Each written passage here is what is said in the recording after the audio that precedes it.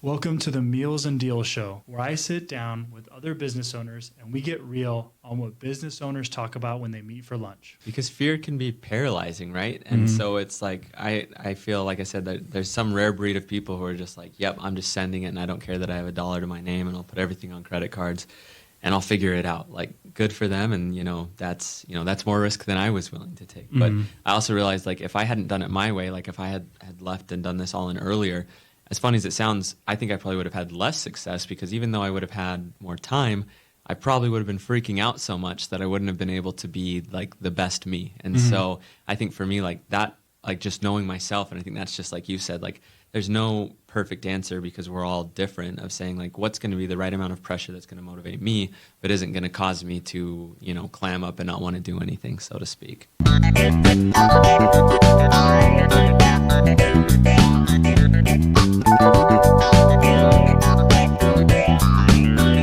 Sam, thank you for being on the show today. Happy to be here, Casey. And today we're enjoying some milkshakes.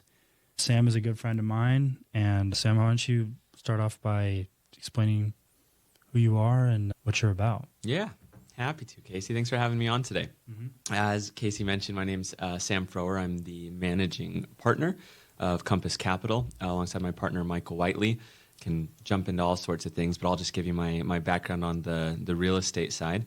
That I worked at a REIT in Utah, where I'm from, for a number of years. Years ago, a real estate investment trust that managed a couple billion of assets under management, all in the multifamily space. So that's kind of where I learned the ins and outs of the industry, and kind of always knew that I wanted to be in real estate, but everyone said tech was the cool, sexy thing to be in, and so I ended up joining a tech company for a number of years, and that was a really cool experience, right? Was able to be a part of a company that went from a couple hundred to a couple thousand employees over the few years that I was there, and they sold for billions of dollars, which, again, really cool experience. I was just a low-level employee and had some equity in the company, and it was, probably the biggest check I'd ever seen, but not a life-changing amount. I didn't know you had equity in them. That's cool. Yeah, that's really cool. Yeah, kind of as they call it, like the golden handcuffs of stay here and work here, and we'll give you some equity.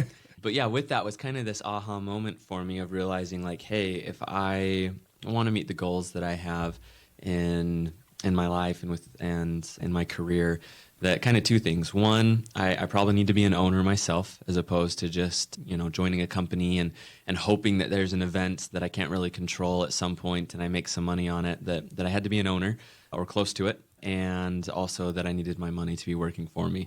And as I looked back to, what am I passionate about? What am I interested in? And it was always real estate, right? And so after kind of dabbling around to figuring out what do I really want to be doing, I'd gotten my real estate license in California, and I was looking at commercial brokerage with multifamily. I was looking at, investor properties for the residential side. And the more I dove into it, it was like, yeah, like what I was doing at that REIT, that multifamily value add space, these large, 100+ unit deals is what I was most interested in and what I really liked. And so I was able to find a business partner, my partner Michael, who was also getting into this space at the same time. He's a very entrepreneurial guy, had done some e-commerce stuff, had started an app, and was getting into through a mutual friend of ours, was also getting into the real estate and the multifamily game. And as we talked more over a couple months, and this was 3 years ago now, we said, hey, let's do this together.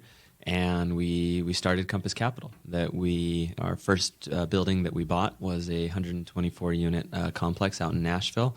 Everything that we own and is focused in on currently is the Nashville market. We're really bullish on the growth and what's going on there. You and a lot of other people. Us and a lot of other people. I think you're making a good decision there. Yeah, so. we were very happy to break into the market because we knew it's a tough one, and it took quite a while to have brokers trust us and feel confident with us and give us a chance to start getting some deals. But yeah, we did that deal, 124 unit deal in the end of 2021.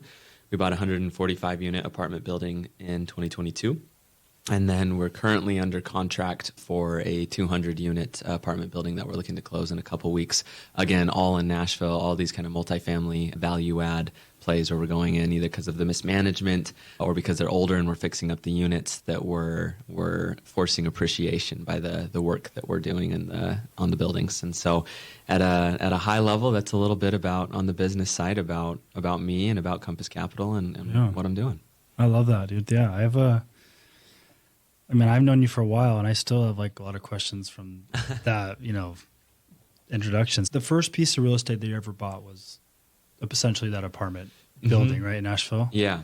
And so what made you want to be like, I don't know. I talk to some people and they'll be like, yeah, I'll start with, because with me being in the short-term rental space, like, yeah, I'll start with one short-term rental, like one single-family home, and then maybe we'll go to two, and then like maybe down the road buy like a small multifamily. But I guess none of them even think about even breaking into the commercial space. So if they do, it's like years down the road. But for you, you're just like, I'm going to go in that route. Send it. I'm just going to send it, right? Like I'm going to go in that. So what, I guess, made you want to just go right into commercial real estate and just, I guess, have the confidence to kind of just jump right into that industry? It was a few things for me that I would say it was super beneficial that I had that background of working at that REIT, that, like, as funny as it sounds, like that's what I knew was doing these larger deals, these bigger deals. And so having that idea definitely helped.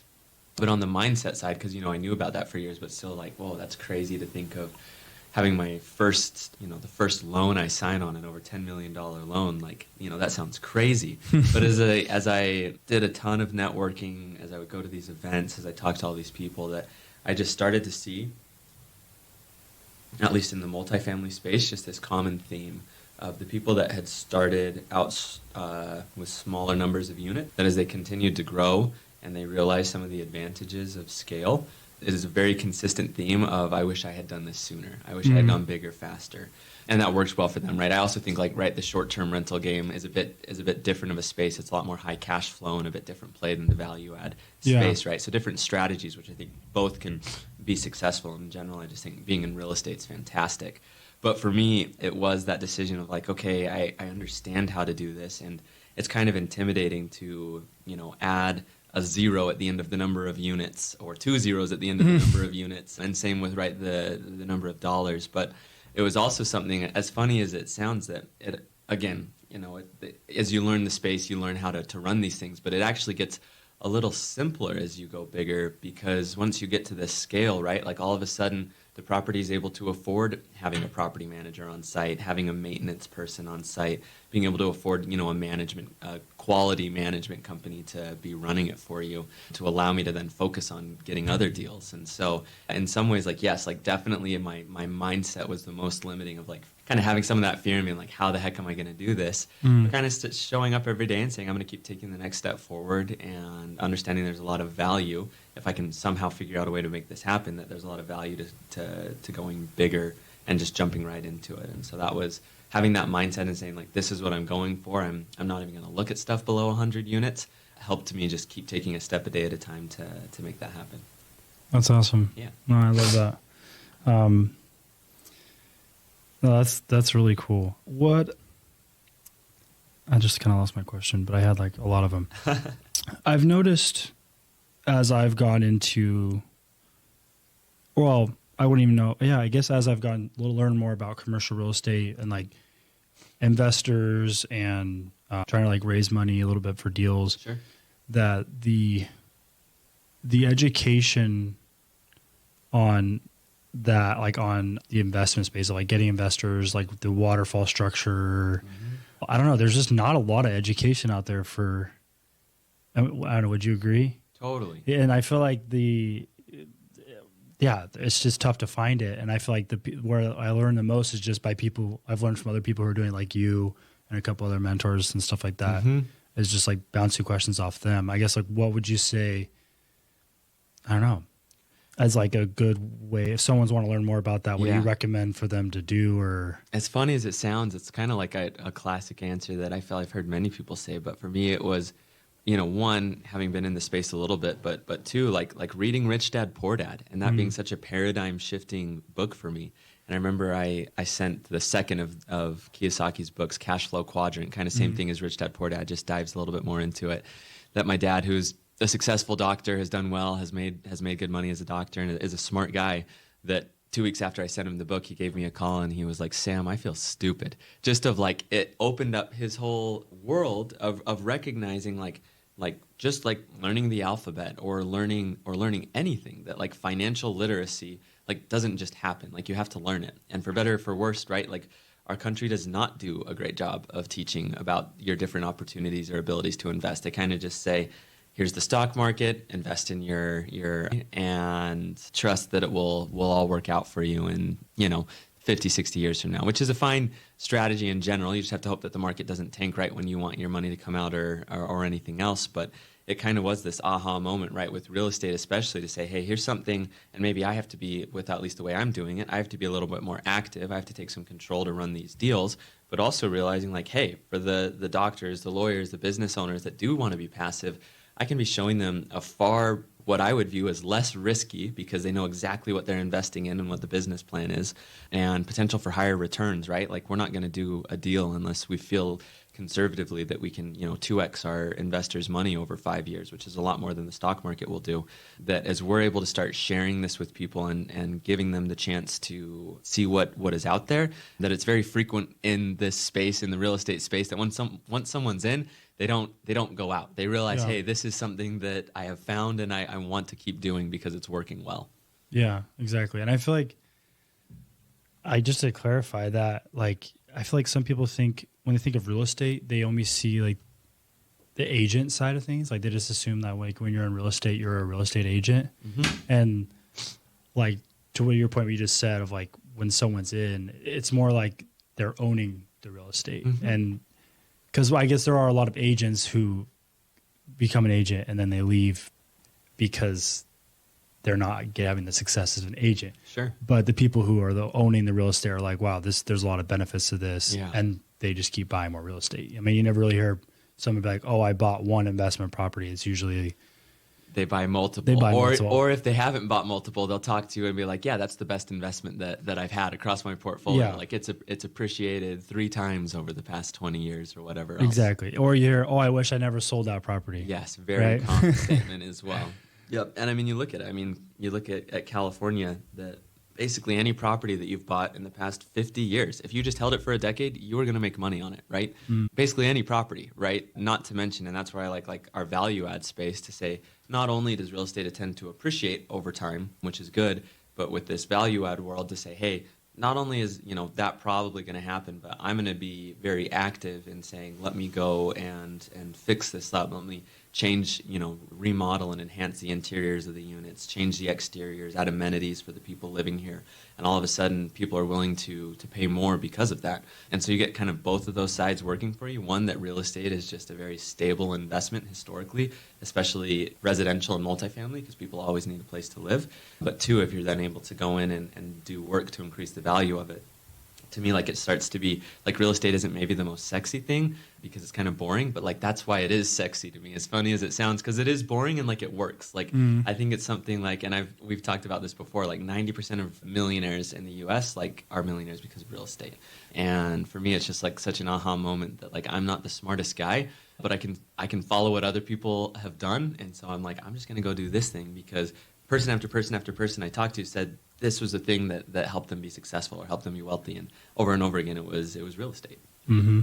No, I love that. And I agree. I think like your IQ or how smart you are doesn't really, of course it helps, but it's not the single factor that's going to make you successful in real estate. It's like kind of taking action, being confident in yourself, and just kind of like having a goal, vision, and just going after it. Right. Yeah. Like the people I know who seem to have continued success is they just keep taking action, moving the needle forward, and just I don't know, stay consistent, right? And yes. I think for you, I guess like how like when you decide to go into multifamily, like how long would you say that it took you to get your first deal? Yeah, like actually close or whatever. When I kind of jumped all the way in to say this was my focus at the beginning of 2021, and it was I think November of that year that we closed our first deal. And then it was October of the next year of 2022 that we closed the next one.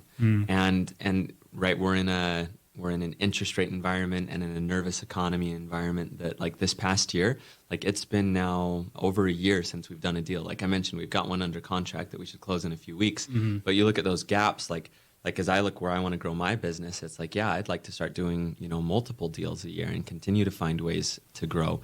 But over you think of like, oh, you've only done 3 deals in 3 years.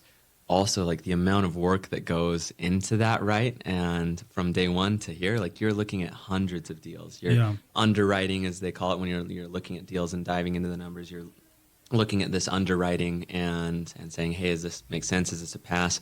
It's almost always a pass, right? Like it's so much work and effort to try to find these deals. And then once you do, to try to be, whether it's on market or off market, to be the one that the seller wants to sell to, and then putting the money together, like it's a lot of work, but very much, I would say, worth it. Yeah.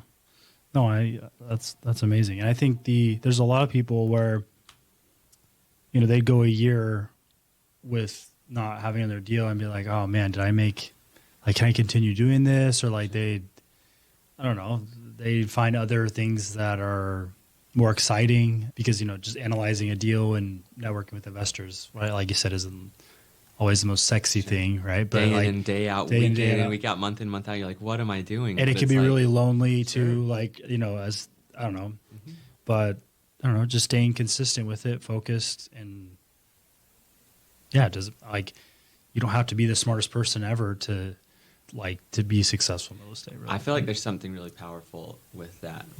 I think I've shared this with you in the past, but there's a book called The Hard Thing About Hard Things, and this venture capitalist guy from Andreessen Horowitz. It's one of the biggest venture capital groups in the world, billions and billions of dollars managed, where they go in and invest in startup companies. And he has this quote in the book where he's like, when I look at like the best CEOs, the best owners, regardless of what industry they're in, he's like, when I ask them how they did it, he said that he's like, the average ones will say, oh, it was this brilliant strategy, or I did X, Y, or Z thing that made me successful. He said the great CEOs are remarkably consistent with their answers, that they almost all say, I just kept going. And I think there's something powerful to that, right? Because it is hard day in and day out when you're not seeing a deal every day, or it's a roller coaster of work, of emotions for something that you hope is going to turn out but very well could not, right? Yep. And so there's so much to it, like you said. Like I think it's great to be smart or to be talented or whatever else, but it feels like, and I've seen the same in my own life, that it's those that just consistently keep showing up every day and don't give up, that they're the ones that are on top of the pile usually at the end of the day. Dude, that's really true. Like I was thinking back this past year, and similar to you, where you're just talking about how it's been like a year since you bought something. It was the same thing. I was evaluating my goals. I was looking at 2023, and I had this goal to buy 10 single family homes, and I'm like, man, I haven't bought any single family homes this year. And I was like, man, like I'm not where I want my goals to be. There was like a point where I was like, man, I'm not making the progress that I was hoping to be making at this point. Yep. And like, it's kind of hard to see this, like, I don't want to say light at the tunnel, but this, like, okay, can I actually achieve the goals that I want to? Yeah. And then you just kind of keep going, right? And keep focusing on that and not getting distracted by another opportunity. And I don't know, there's things that come around the corner, right? Like there's just like things that pop up. You're like, oh, wow, like this is exactly what I've been wanting to see or wanting to have. Yeah. It's that type of opportunity.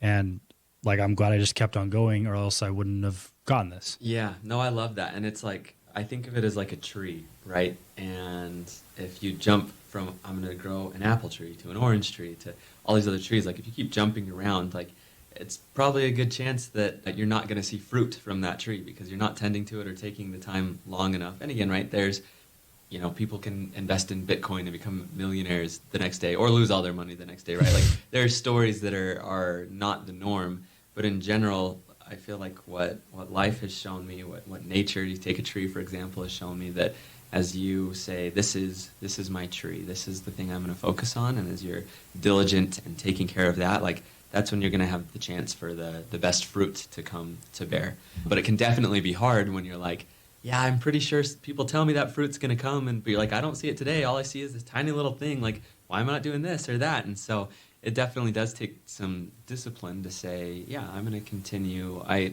believe in this path. There's a reason I started out on it, and hard or not, I'm gonna see it through. Yeah, I like that. I like that a lot. So, what would you say are what are some of the goals that you have for for your business, for yourself? I don't know, just some of the goals you've set. Yeah. I mean, just surface level. Nothing too personal, obviously. Yeah. But now let me dive into my deepest, darkest desires and secrets.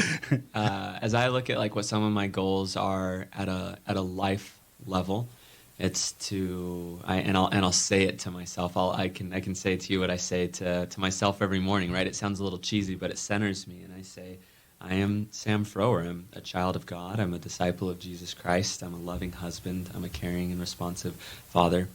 I am tending to and growing my centimillionaire, $100 million tree. I'd love to become a centimillionaire one day. I bless others. I change lives, and I always keep going. And it's something simple, but for me, it centers me of what is most important to me is God, is family, and the business that I'm looking to grow as well. And so I'd say call it short term, next decade, I'd love to continue to grow a flourishing real estate investment company and hopefully be successful enough with that and create it as much of a business as possible where I'm running the business and it's not running me, that I'm able to hire the right people and have it be functioning without me having to be there in the day in and day out, and then really be focusing the majority of my time after that on service and giving and I'm sure have fun and hobbies jump in there as well. But to really focus on serving and giving after creating and establishing this company over the next decade. Yeah, I like that.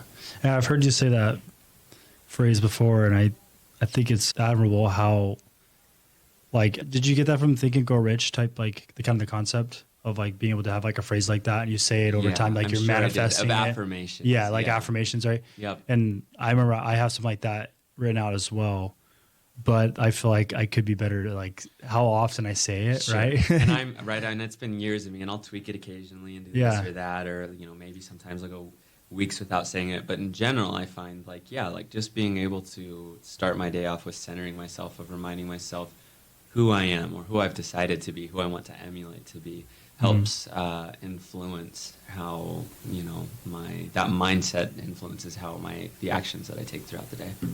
Love that. Yeah. Try to move this like just a little bit towards the. I don't know. I really don't know if it will affect it much or not. Okay. I don't know. I want to make sure people can hear me. Exactly. Yes.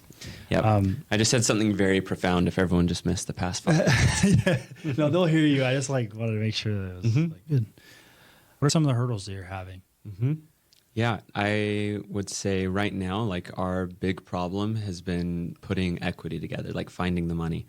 We kind of joke/don't joke that in the industry it's pretty simple, right? There's 2 huge pieces. It's finding a deal and finding the money. And it's like if you can do those 2 things, like everything else you can figure out. But those are the 2. It's very simple, but it's not easy, right? Yeah. And so we're at this stage in the real estate cycle where like 2 years ago it was like super hard to get a deal, but money was flowing everywhere, right? Like even though we were just getting started, it was very easy for us to pull the money together for our deals because it's just where the market was at. Now we're in this situation where it's like, hey, we feel like there's opportunities all over the place, but there's no money. Everyone's nervous just with where the market's at. Currently, I think like deal volume is down like 80% in the past year. And it's because the money's dried up, right? It's like even when people are finding opportunities, everyone's uncertain about the future and, kind of sitting on the sidelines. And my partner and I are kind of call us contrarian or Buffett-esque, where we're like, great, be nervous when everyone else is greedy. I call it greedy or look for opportunities when everyone else is nervous. And like we've seen that the case, like the people who are kind of in trouble with their deals right now are the ones that were buying like crazy last year on variable interest rates. And so their interest rates have skyrocketed and highly leveraged, where we're like, hey, we're buying these things with a fixed interest rate locked in, so we don't have to worry about that, and at a 30% discount from where these were trading last year. But now is when people are nervous. Like it's kind of a funny thing. And so I'd say that that's like a challenge that my partner and I continue to, at least today, until the market flips again and it goes the other way again, right? But that's something that we're really focused on right now, is helping people, capture the vision of outside of just saying, hey, here's this herd mentality and what everyone's doing.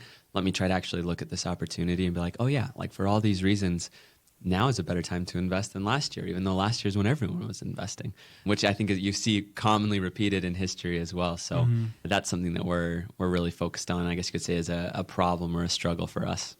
Yeah. Okay. Yeah. It's kind of funny how like markets are predictable and people are predictable, like their sentiment and like psychology of like how they feel about markets and stuff. For sure. It's like, I don't know, when the money's available, they all want to be putting it into deals and but so yeah, it's so interesting.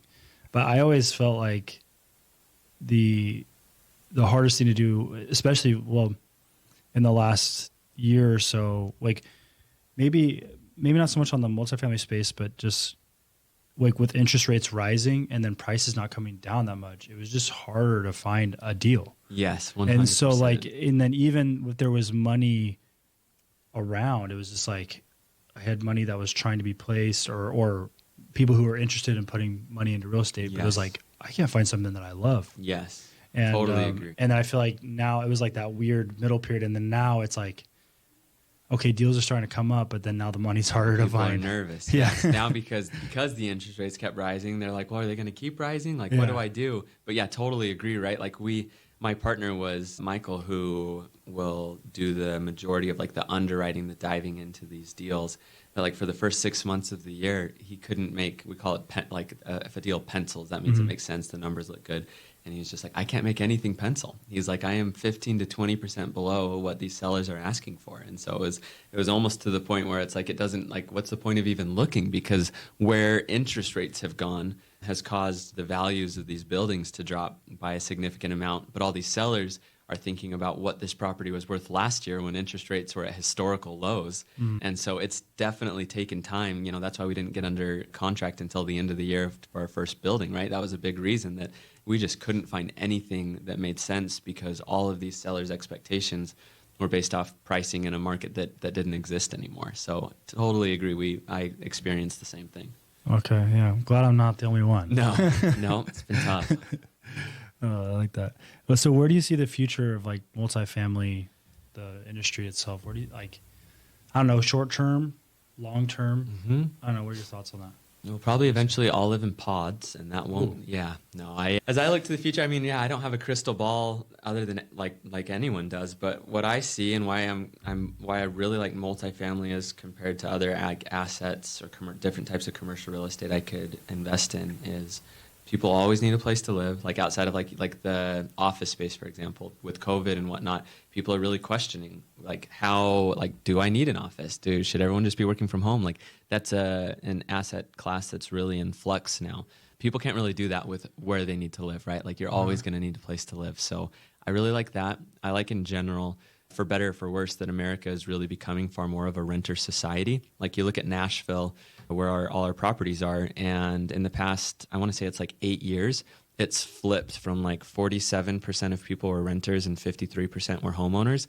It's now the other way, that it's 53% are renters, 47 are homeowners, and that number is continuing to grow. That as you look at the millennials, the Gen Zers, they seem to care less about this American dream normal world of like, hey, I need to follow this mold, and part of that mold is have a family, buy a house. You know, this is the American dream. The white picket fence. Yeah, exactly. That yeah. started to change a little bit. Yeah. The millennials and the Gen Zers are starting to, they're much more fluid. You see it in their careers and how they act and what they do. That they're a lot more fluid, and they don't necessarily want to be tied down by something that they own forever, and that it actually works better for them to rent and not have to feel like they are tied to this asset or where they live for X amount of years. And especially with how fluid like work is becoming as well, it's like you can't blame them. Like there's so much more flexibility out there that it just seems, you know, there's a lot of reasons why you see that we are moving more to that renter's world. And so from the perspective of where the demand is going, I only see it increasing. And just as far as like where the space is growing, like with technology, with how we're able to run these properties, how we're able to manage them. Like I just see a lot of open space of growth in coming years. So I get excited overall that it's traditionally been a fantastic place to invest, and I think it's just going to continue to be that way. Good. I agree. I think that was pretty spot on. I don't have anything to add to that. With you being an entrepreneur, you know, still kind of like in the, you know, you've been going for a few years, but you probably feel like you're still in startup phase of growing your business and stuff. How has the balance between like, I need to provide and I need to like I want these goals that I want to set for myself, and then also I know you have young kids at home. How do you like? I guess you have any advice on for people who are trying to like balance between I need to provide and I want to be this centimillionaire, but I also want to be a present dad and still be able to do some of my hobbies, and I don't know, how do you balance that? Yeah. I think for me, at least, a ton of it has been deciding, like I just said, like my little spiel that I say to myself every morning, like it's a pretty simple spiel. There's not a lot that goes into it. And at least at this stage in my life, to say like, these are my priorities and I want to be laser focused on them. Right. And so for me, it was understanding, okay, this real estate business is something I want to grow, but I wasn't doing it full time right away. Right. It was years of working another full-time W-2 job and the real estate side until at the start of this year felt comfortable enough to say, okay, have multiple years of expenses saved up because I've been very cautious and frugal with the way I've lived my life, to be able to say, yeah, I'm really going to jump in and have 3 young kids and a wonderful wife, to be able to provide for them while also doing this entrepreneurial jump, so to speak, that it was years of patient, like prior planning that's like giving me the opportunity to jump fully in on this. And some people can just send it and be like, no, I've got $0 in the bank and I'm just going to figure it out as I go, and more power to those people. Other people, right, are like analysis paralysis, like they're waiting for the perfect opportunity or the perfect moment to make a jump, and that, honestly will never come either. And so I think everyone has to figure out what that balance is for themselves. But for me, it was saying, okay, like at this stage in my life, like I'm gonna have to be pretty laser focused. It's gonna be God, it's gonna be family, it's gonna be my work. And I know that, maybe I get to go out as much as everyone else, or I'm not doing, these different crazy things that other people are doing right now in the short term. But I love my grandpa said to me, which has always stuck with me, is like, if you can work and live like no one will for 5 years, that you can live like no one else can for the rest of your life. And so it's like, yeah, like this is a grind time. And the goal is that, yes, I'm taking care of that tree with the hope it will provide fruit in later years, and that I am creating the life I want. So long answer to say, really, it's just focusing on priorities and saying, this is what I'm, laser focused in on for these years. No, that's good. That's good stuff. No, I think it is a hard balance. And I think but I like what you said, how you, with your phrase, right, or like the affirmations that you say, is like, I feel like you have it in order of priority too, right? Yeah. Of like, these are the things I focus on. And I did think it's interesting you mentioned that like you leveraged W-2 and saved, and there are some people who can just send it.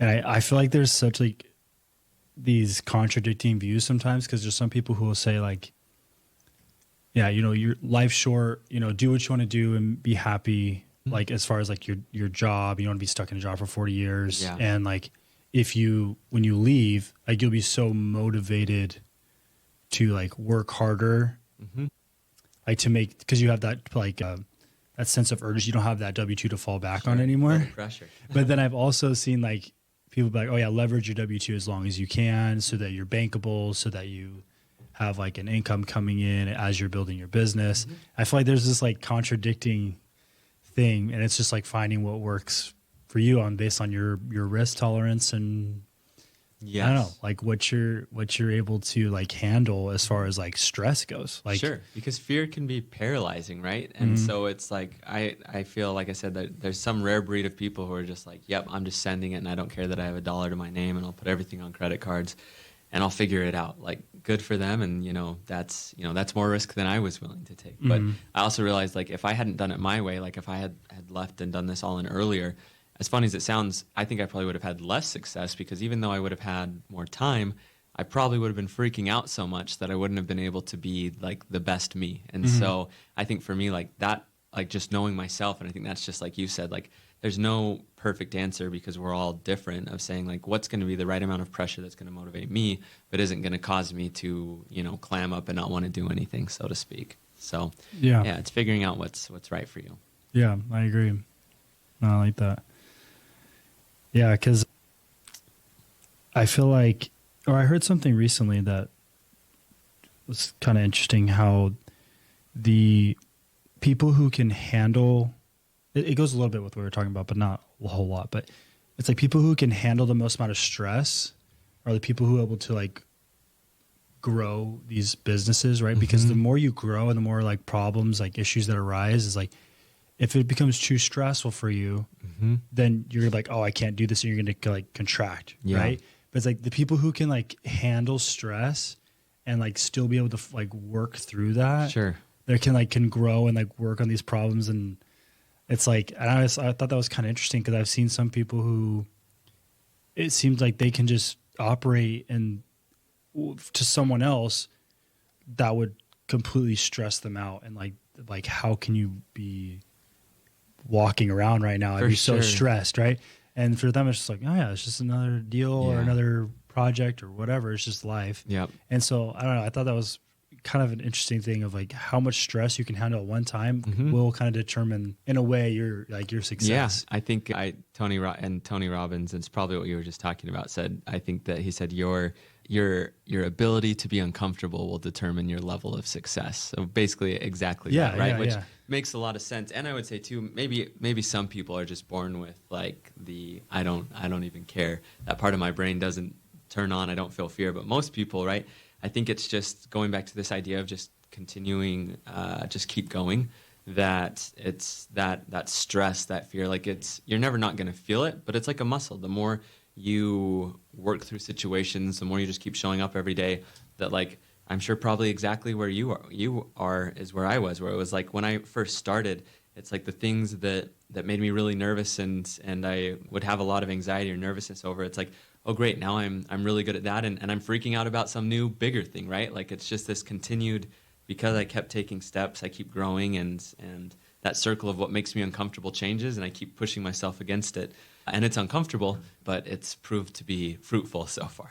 Yeah, right? No, that's so true. I feel like there's a lot of people who are, oh, I don't want to do that because that makes me uncomfortable. Or like, oh, that's just so out of my comfort zone or like what I'm used to, my background. And it's like, well, yeah, anything that you're new at, it's going to be uncomfortable. And you're going to suck at anything that's new to you. Yeah. But it's like, but the more you do it, obviously the less you're going to suck and you're going to be better. And then it'll be comfortable.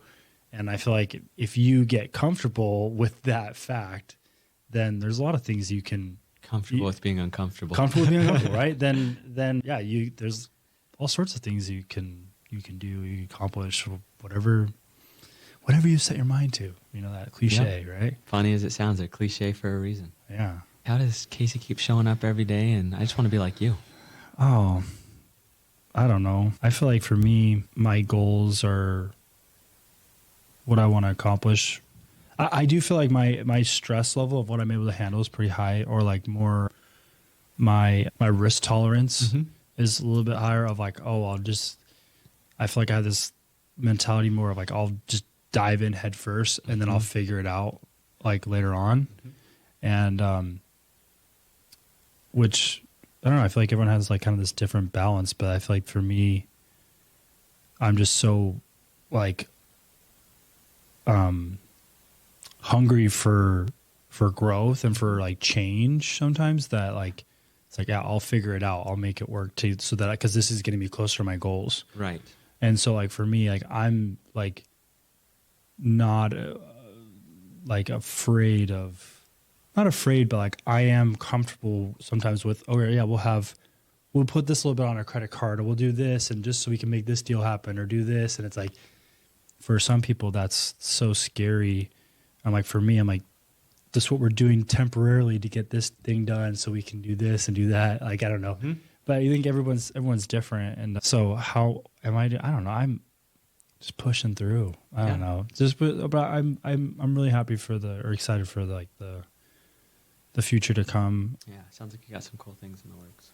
Yeah. Yeah. No, some fun projects that I feel like the direction is really where I want to go. And I feel like I didn't expect to be in this like more like the commercial space as soon as I thought I'd like be more in the residential for a while, but then kind of like you mentioned in the beginning is like, there's just more margin. There's more like, there's just so many little things that you can do to improve a property that make a big difference. Where like with a short-term rental, if you just have one house, it's like, okay, you implement the systems and just because of one unit, like you can increase cash flow or lower expenses a little bit, and then it helps. But like if you do that on multiple units on a property, it adds a lot more cash flow for sure, and makes the margins bigger. And I guess that's been a little bit more attractive to me, and like going off of like the valuation of a property based on how much income it generates versus just relying on the real estate like value alone. And so I don't know. Yeah, I guess the more I've looked into it, the more I've talked to you about that, and it's been like, yeah, this is where I want to. It's fun as we're figuring this out together to see how we keep growing, keep motivating each other, and keep making it happen a day at a time. Yeah.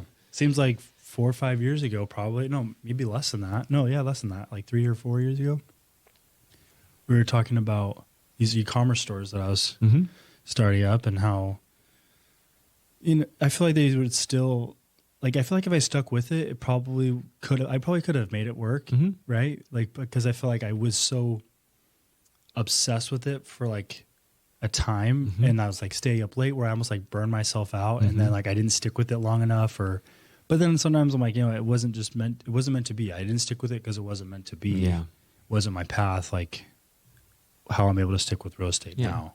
Yeah. So I don't know. I'm really happy with, I don't know, the way things are going. I mean, obviously everyone has struggles and stuff like that, but for the most part, I get to do podcasts with my friends and drink milkshakes and have lunch and stuff like that. And so things are really good. So. Oh, that's awesome. Well, I appreciate you having me on today. This has of course. Been fun and you have anything else you want to, final thoughts you want to mention to people? If they want to give you money for a deal, like where do they do that, or how do they get in touch with you? Or Sure. Yeah, you can find me on LinkedIn. My name's Sam Froerer, Froerer. You can also find my company, Compass Capital, at compasscapitalllc.com if you want to learn a little bit more about the types of deals we're doing, or if you are interested in investing passively in opportunities like the ones we've discussed today. Happy to share more about the space and see if it's something you'd be interested in. Awesome. Yeah, everyone go check it out. So, well, thanks again for being on here, Sam. Thank you, Casey. Yeah, thank you.